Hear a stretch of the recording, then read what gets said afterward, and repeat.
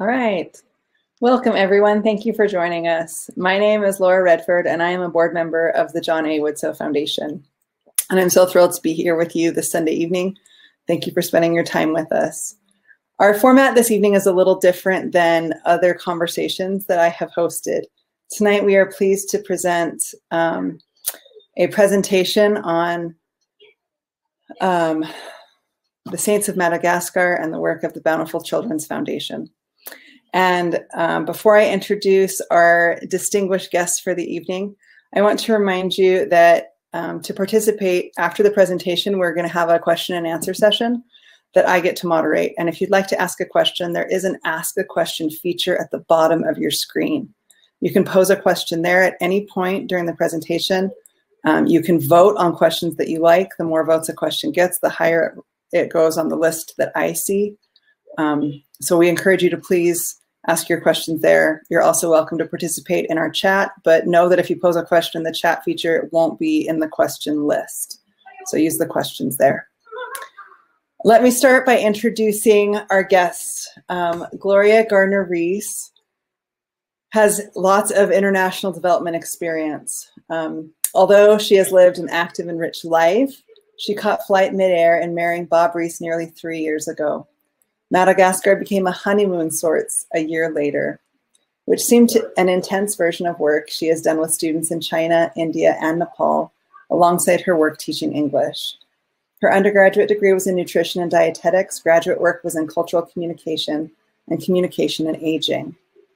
Her sweetest work has been as mother of 6 vibrant children and grandmothering their 11 sprightly offspring. Now she has Bob's marvelous family as well. Bob Rees is the Director of Mormon Studies and visiting professor at the Graduate Theological Union in Berkeley. He previously taught at UCLA, go Bruins, UC Santa Cruz, and UC Berkeley, and was a Fulbright Professor of American Studies in the Baltics. His study of the Book of Mormon, A New Witness of the World, has just been published by Common Consent Press, and his edited Why I Stay, The Challenges of Discipleship for Contemporary Latter-day Saints, is forthcoming from Signature Books. He is the co-founder and current vice president of the Bountiful Children's Foundation. Again, remember to ask your questions at the bottom of the screen. I very much look forward to this presentation and learning more about the foundation along with you and for our conversation afterwards. I will turn it over to Bob and Gloria now.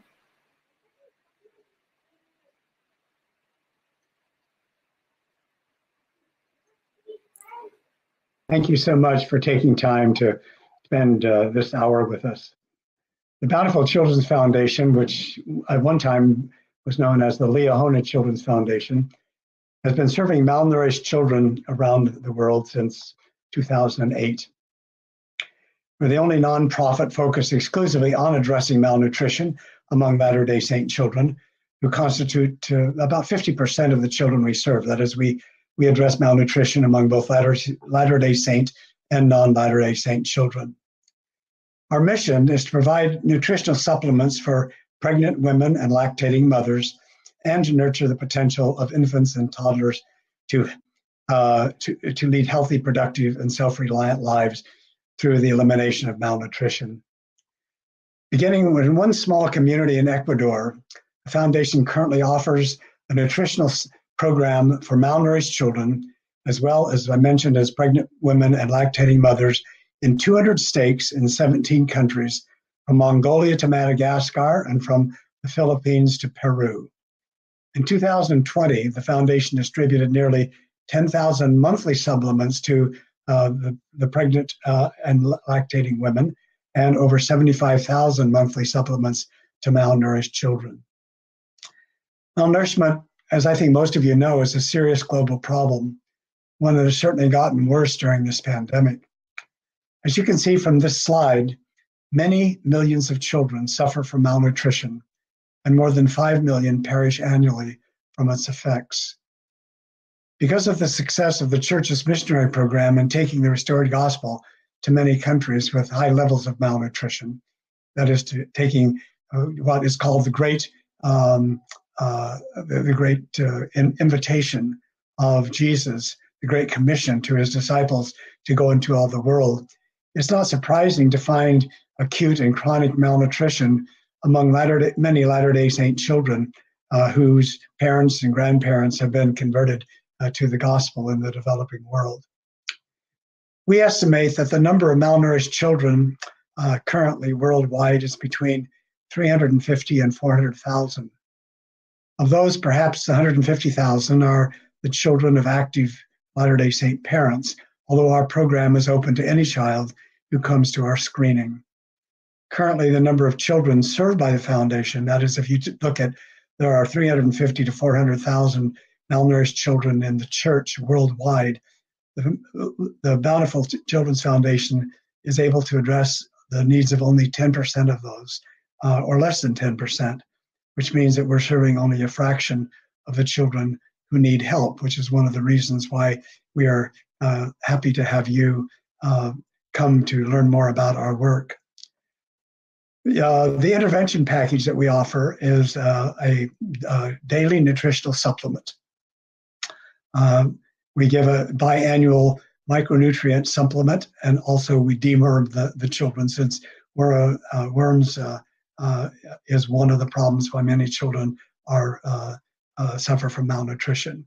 We also try to educate the families about how to use what meager sources they have in order to provide better nutrition for their children. Our work benefits from the association with 2 BYU departments. We're very happy that we have, in the past few years, been able to rely on the good services of the faculty and staff of the BYU Department of Sociology, which does evaluation and assessment, and on the Department of Public Health, which advises us on things relating to children's health. One of the least known benefits of the Church's missionary program is that returned missionaries are returned missionaries who establish humanitarian programs. Sometime I may write an article about this. It's really wonderful where we travel in the world to do this work, that we meet people from returned missionaries who have started nonprofit programs to serve the people that they once taught the gospel to. Examples of 2 such programs with whom we worked in Madagascar are Elevatus, started by Michael O'Day, a returned missionary from Madagascar, and Mada Health, another nonprofit begun by Dr. Jackson Bell, also a returned missionary. Elevatus, which administers our program, as I mentioned, also focuses on microcredit, on education. Gloria and I visited one of their schools there, and it was just a wonderful school. It's wonderful to see such a group of bright students learning in a very supportive environment. They lift women and girls out of poverty, and they have a micro lending program. In fact, we purchased some hats that one of the women who got a grant from Elevatus was able to use to weave hats and sell them on the street market. And Elevatus is also focused on eliminating sex trafficking of children. Mada Health, as I mentioned, begun by Dr. Bell and his associates, is bringing healthcare specialists to Madagascar to offer free health care. While we were there, what's really interesting is Dr. Bell had just come back from the southern part of Madagascar, where he found among a population of 1 million people, only 1 practicing pediatrician.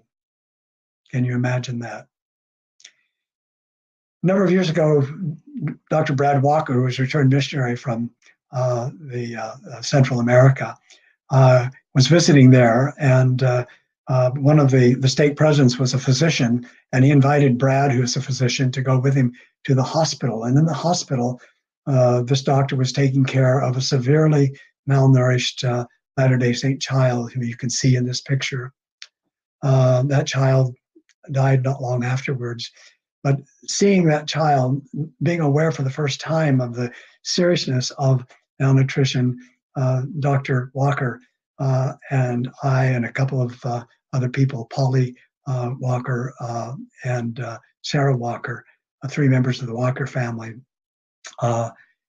joined together to form this foundation, and we've been growing ever since. Just want to say a little bit about malnutrition. Basically, there are 4 broad categories of undernutrition: wasting, stunting, underweight, and deficiencies in vitamins and minerals. All of these are serious. Undernutrition makes children in particular much more vulnerable to disease and death. That is, if you are suffering from malnutrition, your body is much less capable of resisting diseases. Wasting is one of the categories. It means low weight for height. You can be of average height, but you're much below average in terms of weight. Stunting is low height for age, and it's a result of chronic recurrent undernutrition, usually associated with poor socioeconomic conditions. And one of the reasons we're trying to address malnutrition among this generation of children is that malnutrition becomes a cyclic condition, so that children grow up to, because of malnutrition, and their children tend to be poor and malnourished too. So if there's a way to interrupt that, that's one of the ways to do it, is to take care of those children. The children with low weight for age are known as underweight. A child who's underweight may be stunted or wasted or both. And as you can imagine, the long-term effects of malnutrition are delayed mental and motor development, poor school performance. Many of these kids cannot succeed in going to school. Reduced intellectual achievement, increased susceptibility to disease and illness, adult functional impairment, decreased work capacity, and reduced economic productivity. All of these have both an immediate and a long-term impact, as you might imagine. Because we have limited funds, we focus on the first 1,000 days of a child's life, as well as on the prenatal period. And one of the reasons we focus on the first 1,000 days is that is the period of a child's life when the greatest growth and of both the brain and the body. 80% of a child's brain develops in the first 3 years, and 90% by the first 5 years. And so you can imagine that a child who is not nourished properly, who does not get an intervention, his body, but especially the brain, is severely compromised. And the problem is that once they pass that 1,000-day period and that damage is done, it is not reclaimable. So this nutrition is, as I mentioned, is significantly evidenced by incidents of impaired adult IQ and physical growth as well. During the first life, these significant problems for the rest of their lives. So this is why addressing it now is important. I might say that worldwide, the nations had set a goal to eliminate malnutrition by 2030, and we're making good progress for that. When I was in Peru a couple of years ago, Peru was one of the countries that had made significant progress in reducing malnutrition, but the pandemic has set that back, and probably will take a long time to recover from that.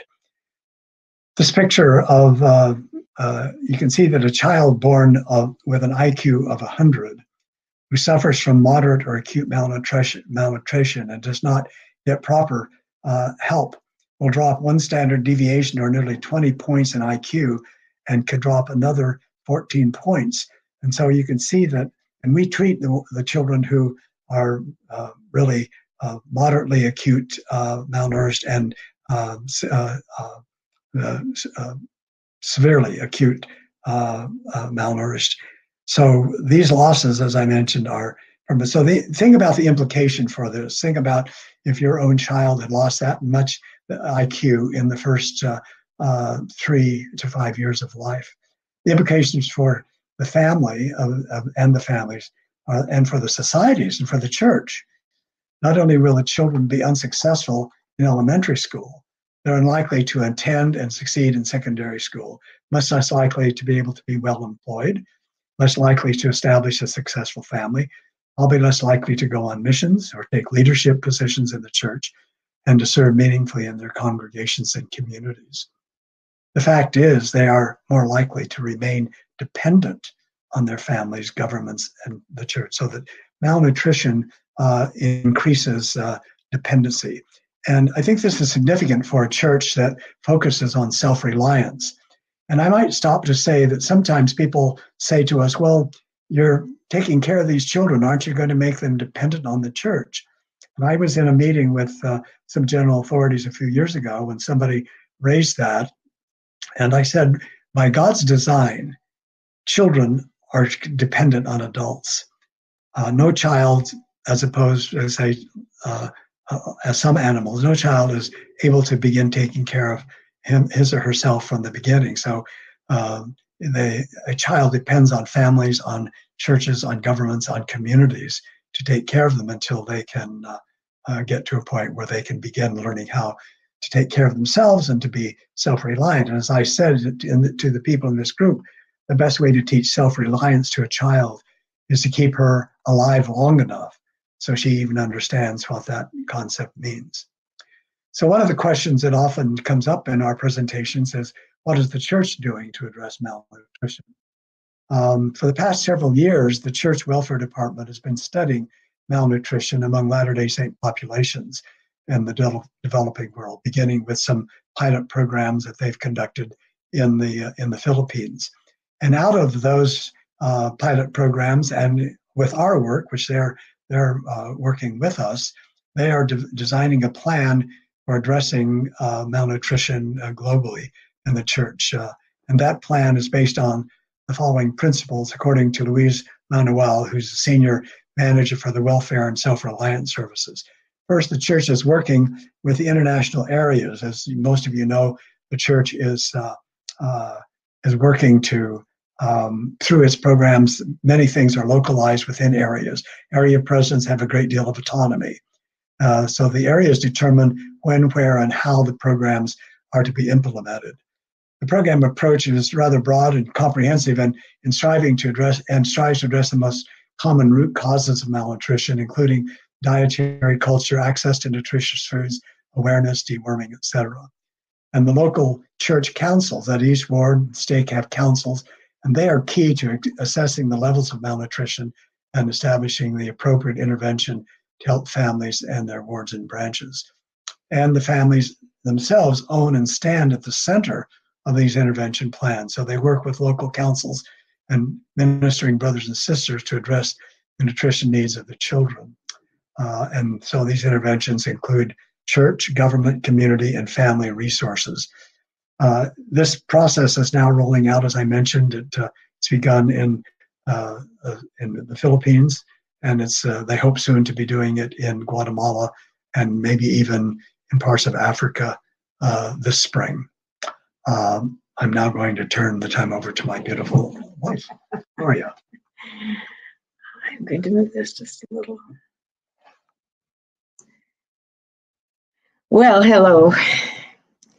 I am so happy to be here, and nutrition is very dear to my heart. And I remember that was one of my favorite aspects is world health when I was studying in my days. With that next slide, we'll see this is not the poinsettia that I have over there by the window.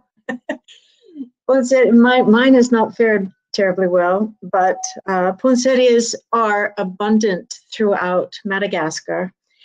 And one man pulled off a leaf and he folded it in half and he said, voila, you see the shape of Madagascar. So if we'll see the next slide with the map. Well, there's this leaf itself, yes. And so that spine, you see, is the eastern part of it. And this island, Madagascar, is larger than California and almost the size of Texas. But I like thinking of California because it's a little more that shape. And most of the people have clustered in the Central Highlands, and on the eastern coastline, there are a lot of coves on the western part. But it wasn't until about 500 AD, which is late, that explorers found unoccupied land there in Madagascar, the whole land. But surprisingly, they weren't from close by. They came from Borneo and Indonesia, India, Arabic countries, and Persia. They all came to the island. Then the neighboring Africans ventured in about 1000 AD, 500 years later. So their culture, their language, and their food are all more akin to Asia than they are to Africa. In Madagascar, 90% of the wildlife and flora and fauna is unique to the island. Various chameleons, iguanas, tomato frogs, indri, and about 100 different species of lemurs and other creatures. And they were so delightfully surprising, hopping on our backs in the second park we went to that had been these lemurs had been domesticated at some point. And this next slide is the Rava Palace. The queen, I haven't got her whole name here. I meant to get it. Rava is all I could say easily, though. To understand the current situation of Madagascar today, I'll highlight a little bit of the curious and colorful history. So in the 1800s, Madagascar was ruled for a 33-year period. Her husband, it was a king, and he died, and then the queen took over, and she was ruthless for 33 years. But she did do some good things. She invited Christian missionaries from London for the advantage of the Western thinking that would give her people. But by the second half of her reign, she saw these same people forsaking the customs and the rights of their ancestors and their indigenous traditions, and they were very ingrained. She used trials by ordeal for any Christians in other dissidents, and that ended up eradicating the whole population of the country by half in a 6-year period. So those bizarre tactics and isolationist policies garnered her the title of Mad Queen Rava. This is Antananarivo. You see the from the castle there, or from the palace. So after the 1800s, after that period of time of the Mad Queen, the island was colonized by the French, who had won out over British influence, and in 1896, took over, and they gained access also to Madagascar's timber and exotic spices. This land is rich with possibility. Then finally, after several rebellions, the Malagasy people regained autonomy in 1960. But with the French governing powers toppled, all aid from Western sources ceased and sunk them into further poverty. So there's a lot to overcome. But today, the country is 41% Christian, 52% indigenous, with 18 distinct indigenous groups, and 7% Muslim. So this young government, since 1960, now 60 years old, is still victim to instability and corruption. A good infrastructure was never really built. Not even slightly. There are only 11% of the roads that are paved. Most are potholed and muddy. The driver often has to almost stop or go to a creek to go around the potholes. On holidays, you could walk faster than you could drive. The one holiday we were there, and there's almost no rail service, and therefore transporting agriculture to the cities is difficult. The rural people get it. Only 12% of the population has running water and flush toilets. And probably 50% of the children, just under 50% of the children under the age of 5 are underweight. 90% of the trees over a couple of centuries, but still 90% of the trees have been cleared for their value in building and because they're hardwoods, and also to enable a mining craze. So people would clear the land and dig, but they'd also have to reroute rivers and do other things that were damaging because of this mining craze that came in the late 1990s, and still going up into 2017. And I'm not sure if it's still happening as with such abundance. But it also meant that there was a loss of about 2,300 tree species with medicinal properties. And also, few trees means that the water surface is often contaminated with raw sewage. So in this country, 70.7% of the people live below the poverty line, and they make something like between $1 and $2 a day. And yet the people are industrious. That's the next slides, in trying to rise above all these circumstances. And they've got a very active street life of making wares and selling them. 60% of the people are under the age of 25, and the median age is 20. So that's mighty low. 4 children per woman is the average. And so the population is growing quickly also. As to the church in Madagascar, for many years, Madagascar was served through the South African Johannesburg mission until the late 80s, when one Malagasy man was converted in France. He returned to the island nation and began sharing the gospel with friends and family, and became the first branch president. And I would tell you his name, but it would take so much of the alphabet and tongue twisting, I don't think I could do it justice. This small beginning has grown into 2 stakes, which you'll see on the next slide is one of those stakes. I mean, yes, it's a large building, and within this building there are family services and welfare services and family history areas. Anyway, there are 2 stakes now in Antananarivo. It's also known as Tananarive, or Tana for short. And 2 districts exist there in outlying areas, with branches and small group meetings convening in homes on hillsides and in remote crevices of the land. The church has been a stabilizing factor, inspiring full-hearted leadership that was so precious to watch among the members in just the 20 years since it was established as a mission. Today, there are about 13,000 members in 49 congregations. Well, in 2011, President, then Apostle Nelson, visited the saints in Madagascar, and he was one of the first apostles to visit the country since Elder Richard Scott dedicated the land to the preaching of the gospel in 1999. We're going to show you without sound, unfortunately, the first 70 seconds of this video that was made of that visit. And we'll try and speak to it a little bit as it goes.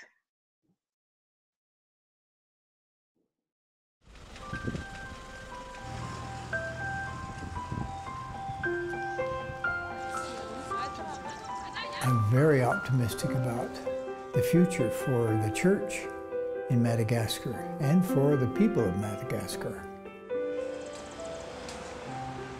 As you go up and down the streets, you see the people in the rice paddies planting their rice underwater and washing their clothes at the side of the river. And yet, from that, came these people to church, all dressed in their white shirts for the men and lovely dress for the ladies. So a people that can rise above their environmental challenges, whose faith is stronger than their physical limitations. Those are just some of the things that make me feel so optimistic for them. When we were there, they had a choir that Bob went up and said, "I haven't heard the Tabernacle Choir sound this good," and he was so pleased. But it was full gusto with which these people sang and memorized texts, and tremendous energy in their service to each other as well.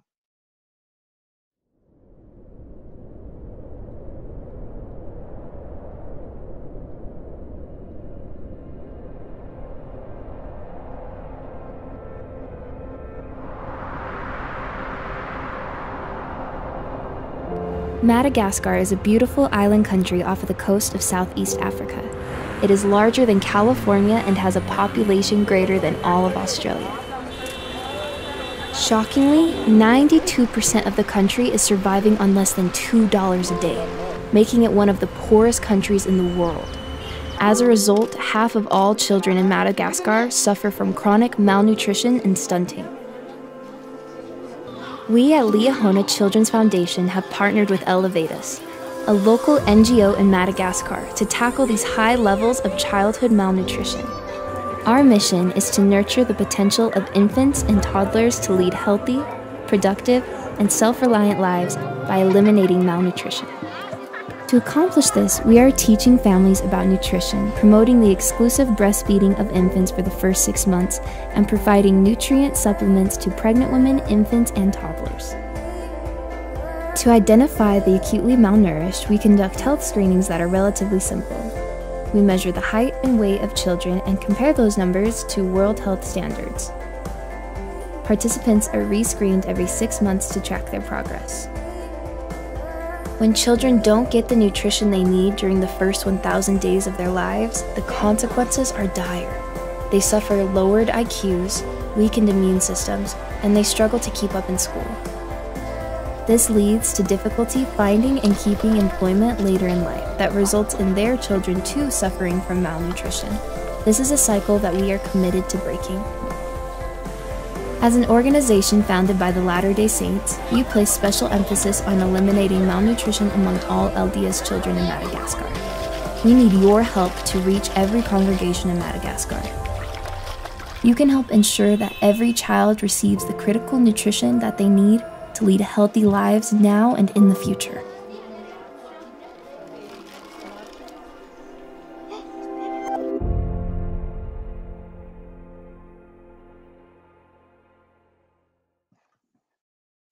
We were going to show. This is some of that meeting that we went to right here. People outside. I didn't see the other two slides, but I think there are. This wonderful sense of community. I think that's one of the things, wherever we've gone in the world, that Latter-day Saints feel a sense of community and a sense of identity. And one certainly sees that in many ways in Madagascar. So on to let's go back to that other slide. Let's go backwards. Yes, right there.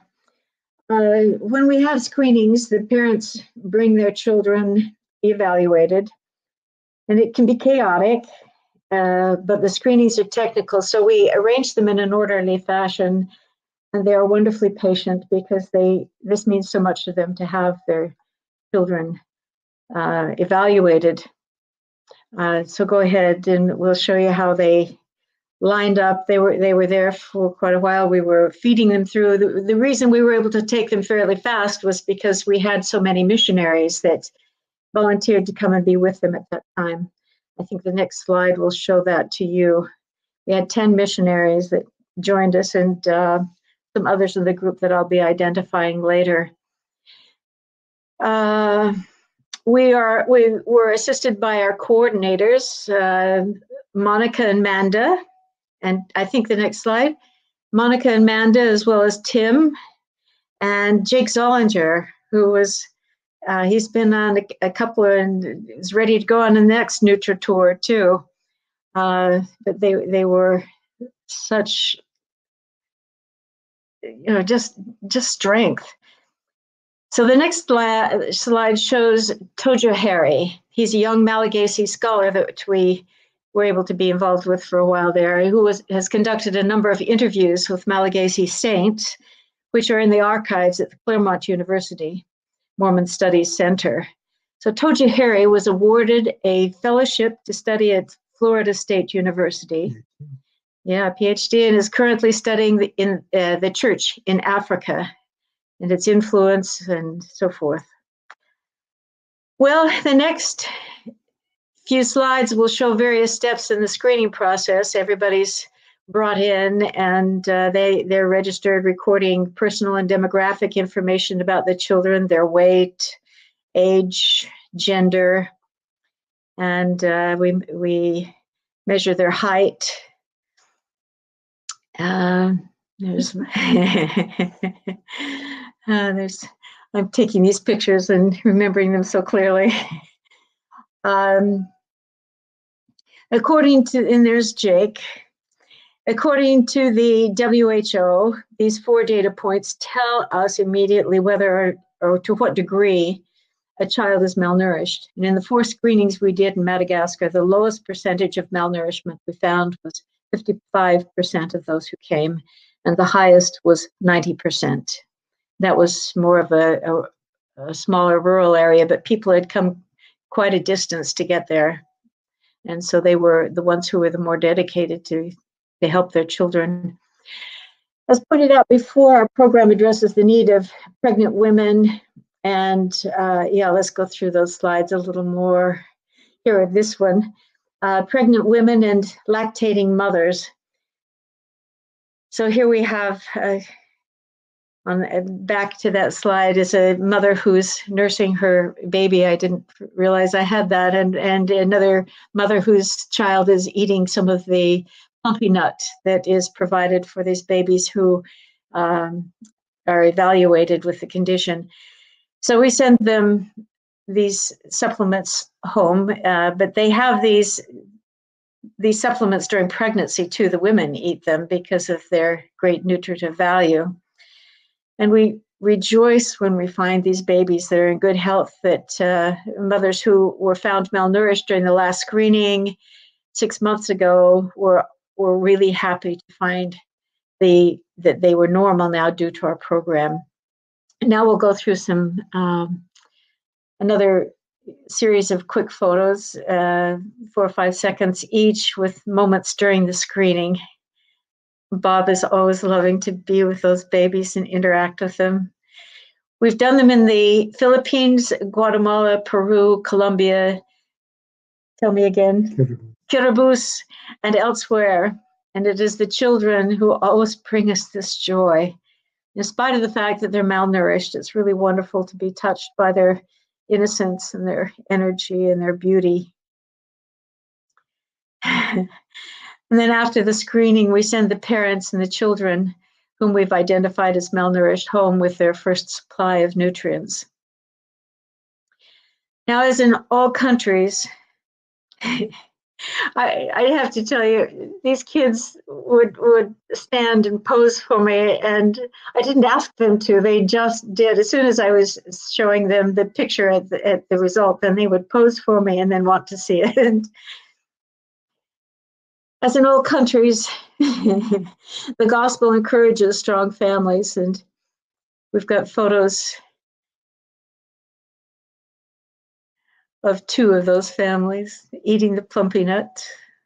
This is Bishop Hari Rajan Adrasan, whose daughters performed for us, and they've achieved beautifully academically, and we danced together and we sang together. And then the next is Julian Conot and his native wife. He went home from his mission back to France and returned again to give service to the country, and married and has this lovely baby. And then Tim Hari Hajare Jaona, forgive me, Tim and everybody. And they all welcomed us so warmly into their homes and their hearts. And we had a family home evening with Tim's family, and the children, we've got video of the children dancing and the girls singing and dancing too, and we all sang together. Back to Bob. I was going back to what Gloria was saying. You can understand why Jesus loved children so much, and why the prophet Mormon talked about how his great love for children. They're so beautiful and innocent and honest, and just what can we say except they are the most beautiful things in the world. This next slide is taken of 2 boys, 2 Malagasy boys who were born on the same day.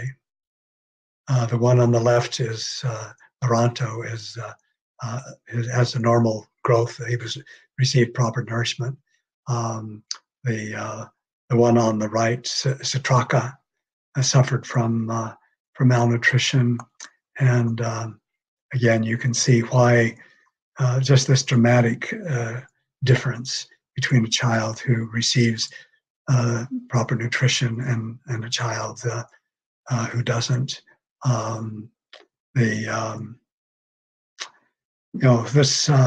This slide always affects me because I realize that in these countries that are so poor, one of the things that I find is that when people sometimes say, "Oh, are these people going to become dependent?" The parents of these children, by and large, are among the most self-reliant people I have met.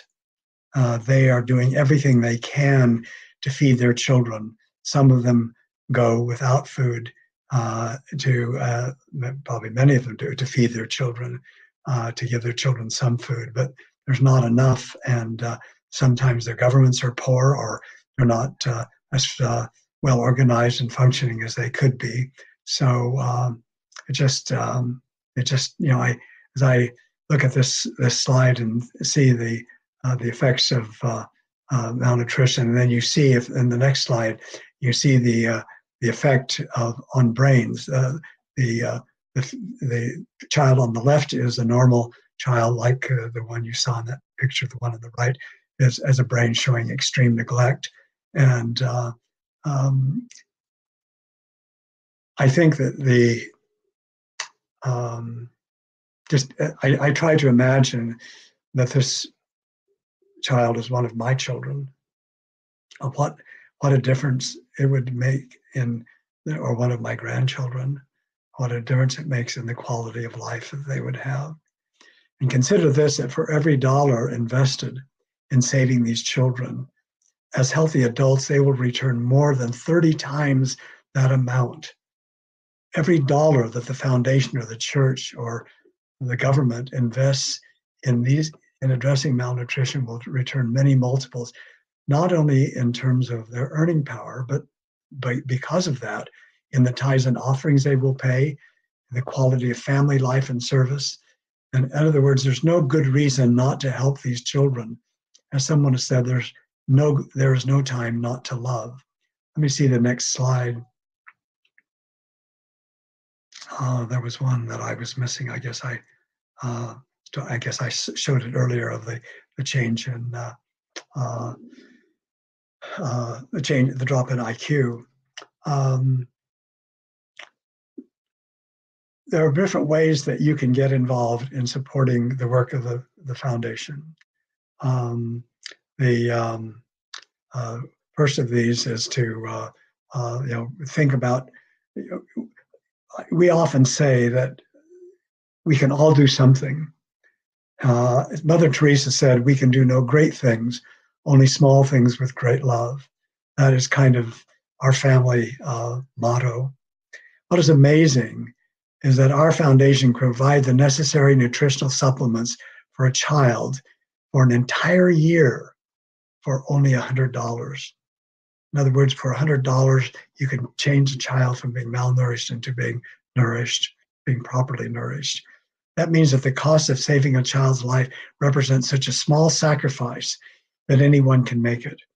And most of us could do that many times over. In fact, we have individuals, families, extended families, and even groups of Latter-day Saints who adopt the malnourished children in an entire state in Guatemala, the Philippines, or elsewhere. So you can get involved by participating in, as Jake was doing, in a humanitarian Nutritour.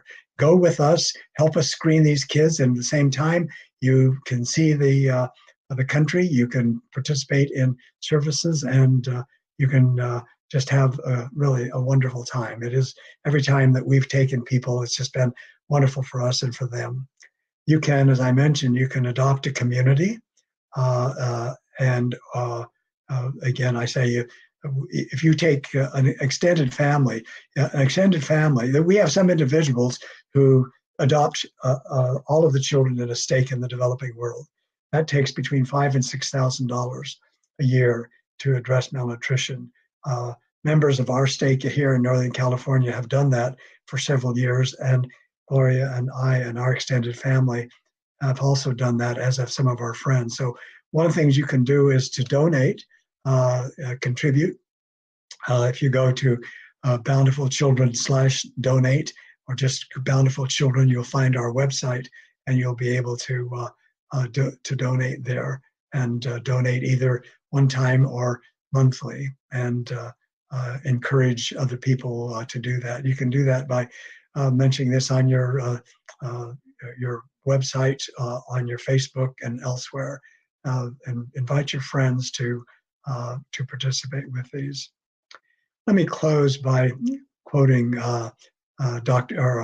Bishop David Burton, the presiding bishop of the church.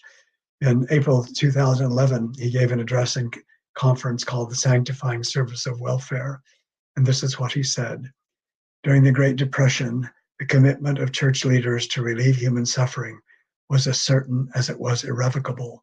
President Heber J. Grant wanted a system that would reach out and take care of the people no matter what the cost. He said he would even go so far as to close the seminaries, shut down missionary work for a period of time, or even close the temples, but they would not let the people go hungry. He added, no matter how many temples we build, no matter how large our membership grows, no matter how positively we are perceived in the eyes of the world, should we fail in this great core commandment, or turn our hearts from those who suffer and mourn, we are under condemnation and cannot please the Lord. Because I teach literature, and including the New Testament, one of my, I've looked at the last sermons that Jesus gave. They are among his most profound. And one of his last great sermons is recorded in the 25th chapter of Matthew, gives the ultimate challenge to his followers. Inasmuch, he said, as you gave or didn't give the least to the least of these, you gave or didn't give to me. Jesus didn't speak Hebrew or Greek, he spoke Aramaic. And I love, there is a Bible translation of the Bible from Aramaic into English. It's the language that Jesus spoke. And this is the language, this is what Jesus said to his disciples. Inasmuch as you gave or didn't give food to one of these, my little brothers and sisters, you gave or you didn't give it to me.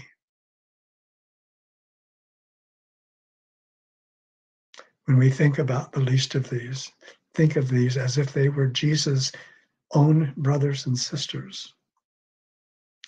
There's a wonderful Malagasy proverb: let your love be like the misty rains coming softly, but flooding the river. We invite your donations, misty rains, however you want to give, however you can, and let them become a river to feed and give water and nourishment to these needy children. You can donate on our website, as I said. Thank you for whatever you can do for Jesus, for his and for our little brothers and sisters. This is such joyful and beautiful work for us that we want everyone to have the feeling of what it takes to participate in it. So we invite you to do what you can and to help these children and their families, and want to thank you for whatever you can do. Thank you very much for participating in this, and we're happy to entertain any questions, Laura, that people might have. Excellent. Thank you so much for that presentation. I learned a lot. I think after that, especially your last statement, Bob, there's an interesting question. which is what is the size of your annual budget and how much goes to administrative costs as opposed to the delivered project? And having poked around on your website, I love the answer that you're about to give.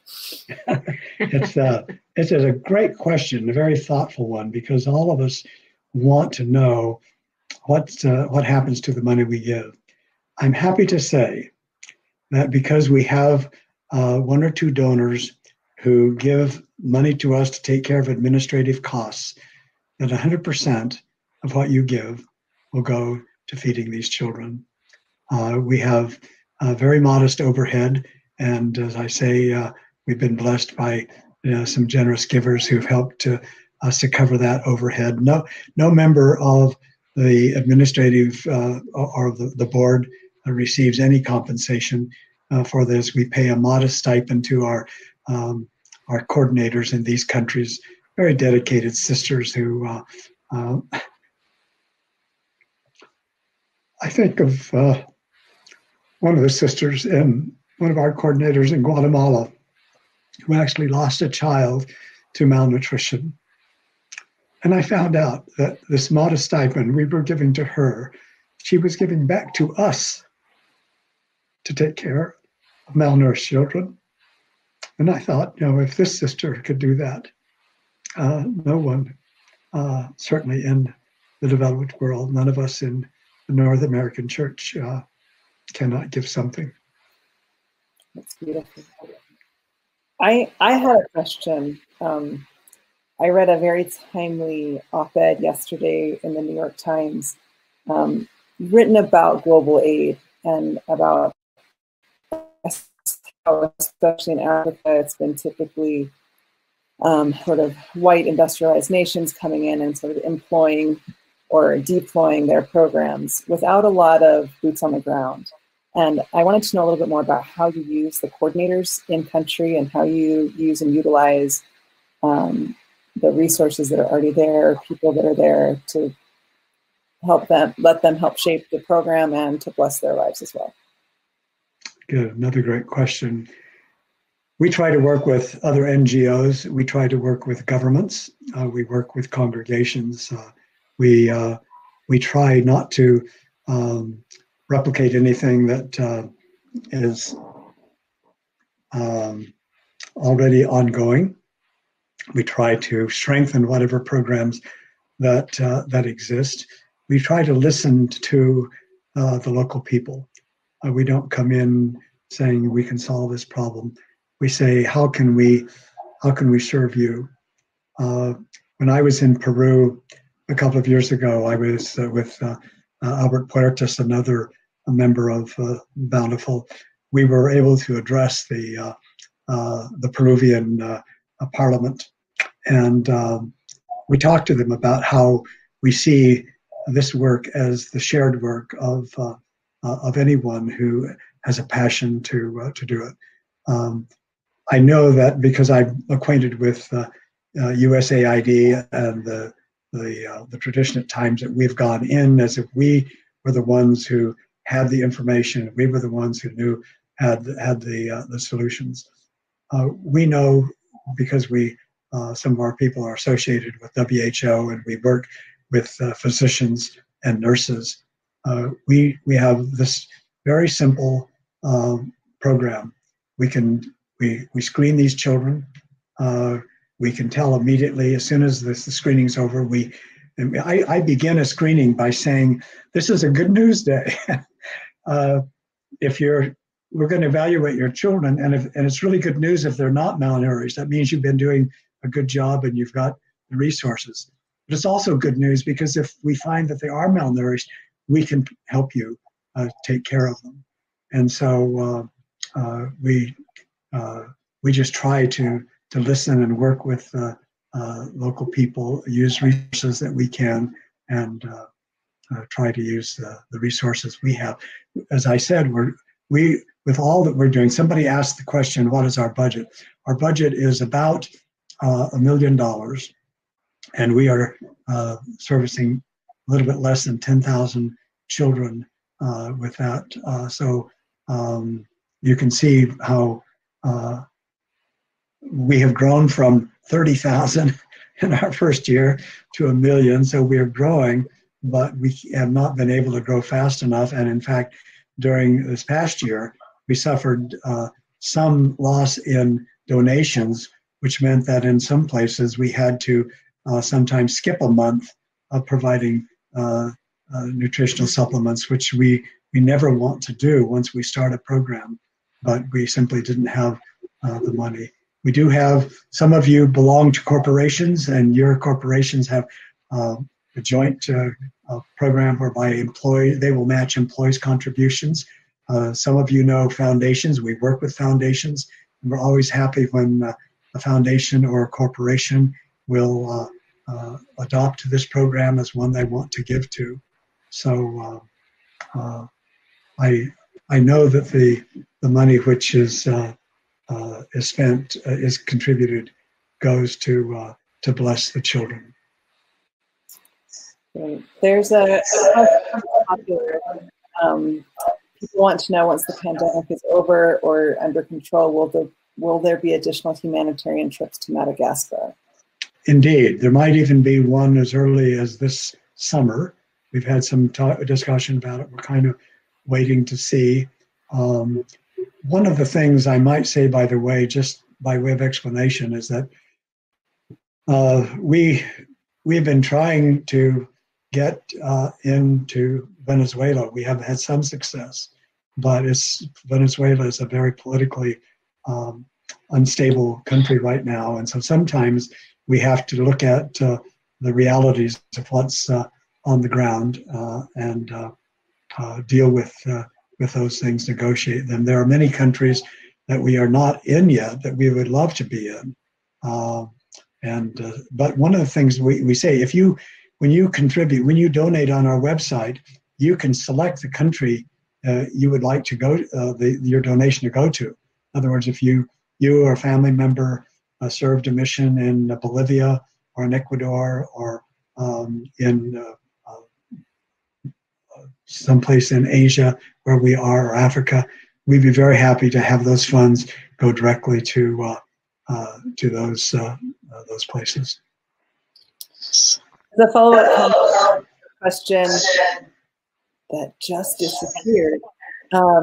Somebody wanted to know what a typical day in the field looks like when you do a NutriTour. What is the screening process like? How does that happen? It's a great question. It's never quite the same, but generally we work through the stake presidents and through the bishops and Relief Society presidents, and we set a day for screening. And so we have a place that's generally a stake center or a chapel, and then we show up. We contact the local, if they're local services, sometimes there's Red Cross or other services, and we invite them to come and join with us in these screenings. And then, so we set up a station. We set up 4 stations, the intake station, whereby we take their names and their addresses, their ages, and their gender. And then we set up a station for measuring them, their height, and another one for their weight. And then we do an output whereby when they get through that, we have their information, and we put the age, gender, height, and weight into a computer, and we know immediately where they fit on the scale that World Health Organization has provided for us. And so we can say this child. Sometimes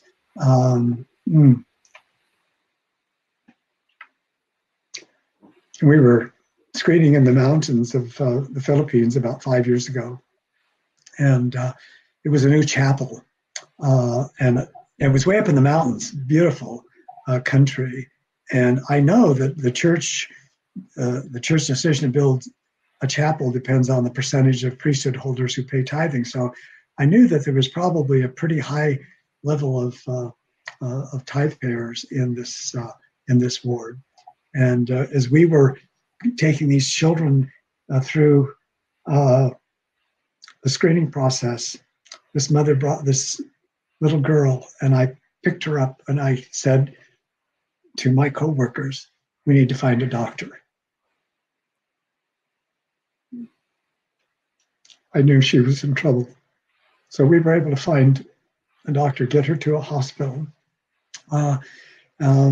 Sometimes you run into those kinds of issues, but so it's wonderful to see. Well, let me just finish this story. We finished the screening. We found that 70% of the kids in this chapel, or in this state, in this ward, in this state, were malnourished. And the next day, I happened to meet the state president, and I said, "I'm curious, President, what percentage of the people of your state pay tithing and fast offering?" He thought for a moment, and he said, "I would say it's about 70%, which is higher than any ward I've ever been in North America." And I just thought to myself, here are these saints who are paying their tithes and offerings, and their children are malnourished, some of them severely so. There are times when we generally, we get early to a screening, and I send some of the staff out to get cookies or candy or something, because sometimes these people come, and if it's in the summer, they're in a hot chapel. If it's in some countries, it's very uncomfortable. We get water. We get something for the kids to keep the kids quiet while we do this. And sometimes we play games with the kids while their parents are other parents are bringing their children through, and working with the missionaries. Yes. I want to interrupt you to that story about being in the Philippines. And it's a question that someone posed on our page. It's Heather Hardy's question, which is, why isn't the church doing more? Why isn't the church, as an organization that does collect fast offerings and has resources, doing more in this particular area, recognizing how significant it is for all of the reasons that you talked about with development and growth? Boy, that's both a good and a difficult question. One of the things that I found out when I was working in Guatemala is that I said to a district president, here's a family who needs some help, not with malnutrition, but with just some shoes for the boys to go to school. And he said, I don't have any more. And I said, well, don't you go to the district president, the state president? He said, well, it's not encouraged. And so in some parts of the church, what would normally happen in North America, which is a bishop or a branch president would get fast offering funds, you can imagine that a ward for 70% of the children are malnourished, a bishop or branch president doesn't take in nearly enough money to take care of those people. And then and the sake wouldn't have that money either. And so I think the church is looking at how they can build a program that addresses this shortfall in these countries where there is not resources. It's our hope that the program the church is designing right now will do that. But at present, in some of these places, there's not the infrastructure in place to do that. Thank you. Can you answer a question that I have? Which is, how do people actually get the supplements on it? Is it a monthly distribution? Do they go back for checkups? How are you tracking the progress and the success of the implementation? Great question. We give them, right after screening, we give them a month's worth of this, and then the coordinator gets that to them. We generally set up a bank account or find some way that we can put funds so that the coordinator can buy a local. So very often there is a local, a government may manufacture a nutritional supplement, or the coordinators are able to get in places where they don't have the supplements in the Philippines to get milk products, to get some form of protein product. So we rely on the coordinators. We work with them. We provide the funds, and we work with them to find the resource. the source of supplements. And then we come back every 6 months, we rescreen, and we can tell immediately if a child has gotten the supplements. I must say, again, it's heartbreaking if you're a mother who has a malnourished infant, but you also have a malnourished 4, 5, and 7-year-old. What do you do? I mean, that's a kind of Sophie's choice. But what we find is that most of the time, these children get the supplements, and they show this progress within a very short time. Thank you so much. Thank you for telling us about the program and the foundation and about the saints in Madagascar, how the church is developing there. Both were fascinating. You're both doing such fantastic and important work. On behalf of the foundation, I wanted to say thank you, and to those who have tuned in tonight, thank you very much. We will have a YouTube link posted in a couple of days of this presentation if you'd like to share it on the John A. Widtsoe Foundation website. Bob and Gloria have graciously agreed to hang around in the chat section if you have questions that they haven't answered for a few moments. You're welcome to do that. And on behalf of the foundation, I would also like to tell you about our next event. It is Sunday, March 14th. Richard Turley, former church historian and member of the Church History Department and Widtsoe Board Foundation member, will host BYU Studies Director Stephen Harper in a live conversation about Joseph Smith's first vision and how the historical event impacts members of the church on a global scale. In order to register for that event, you can see it in the chat feature on the right. It will also be posted to the foundation's website, which is thewidtsoefoundation.org. Thank you again to Bob and Gloria Rees and the Children's Foundation. Laura, let me just say one word, if I could. Sure. Absolutely. I'm pleased to say that the Mormon Studies Council at Graduate Theological Union here in the Bay Area is partnering with the John Widtsoe Foundation to do a fireside on Holy Week on the 28th of March. So this is a week before Easter. You'll be able to see participants from both foundations, both centers, as well as some. Carolyn Pearson will be reading her wonderful drama about Holy Week. Then Wilson will be doing something on women during Holy Week. The president of the Widtsoe Foundation, Larry Easton, will be doing something on Passover, a celebration that he does with his Christian friends, and I'll be doing something on Holy Week. So we welcome you. It's a good way to begin Holy Week on the 28th of March. Excellent. Please join us both on the 14th and on March 28th for that fantastic event. Thank you, everybody, for participating, and good night.